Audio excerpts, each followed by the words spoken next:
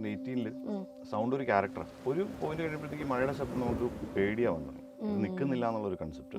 അപ്പോൾ അത് കുറച്ച് ചലഞ്ചിങ് ആയിട്ടുള്ള ഒരു പ്രോസസ്സായിരുന്നു അതിന് ചെയ്തെടുക്കുക എന്ന് പറയുന്നത്. ഇപ്പോഴും അത് ഇത് തന്നെയാണ്, ആ ഒരു ഫീല് നമ്മളെ ഉള്ളിലുള്ള ആ ഫീലാണ്, ആ ഒരു നിൽക്കാത്ത ശബ്ദം മഴയുടെ ഇങ്ങനെ, അല്ലെങ്കിൽ ഇടയ്ക്ക് ഇടിവെട്ടുന്ന ശബ്ദം, അല്ലെ ക്രൗഡ്, ആകെ ഒരു കെയോസ് മൂഡുണ്ടല്ലോ, വെള്ളം ഒഴുകുന്നതിന്റെ ശബ്ദം, അതിന്റെ ഇന്റൻസിറ്റി കൂടിക്കൂടി വരും അതങ്ങനെ. അപ്പം നമുക്കത് ഫീൽ ചെയ്തു ഇത് ഗോയിങ് ടുവേർഡ്സ് ബാഡ് എന്നുള്ള ഒരു ഫീല് ക്രിയേറ്റ് ചെയ്യുന്നതൊക്കെ ആ ശബ്ദത്തിന്റെ ഇന്റൻസിറ്റി വേരിയേഷൻസിലാണ്. പിന്നെ നമ്മളിത് എക്സ്പീരിയൻസ് ചെയ്ത ആൾക്കാരുടെ ഇന്റർവ്യൂസും അതൊക്കെ നോക്കും. പിന്നെ ഒരാളുടെ ക്രിയേറ്റീവ് ഫ്രീഡം ഉണ്ട് അങ്ങനെയുള്ള. ഇപ്പം ഉദാഹരണം പറഞ്ഞാൽ ജുറാസിക് പാർക്കിൽ ദിനോസറിന്റെ സൗണ്ട് കേട്ടിട്ടില്ലേ?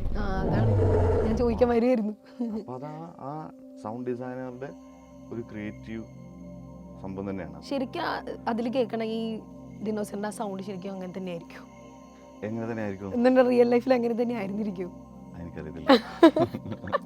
പക്ഷെ അങ്ങനെ ആയിരിക്കും എന്ന് ഫീൽ ചെയ്യിപ്പിച്ചില്ലേ, അതാണ് അതിന്റെ മാജിക് എന്ന് ഞാൻ പറഞ്ഞു.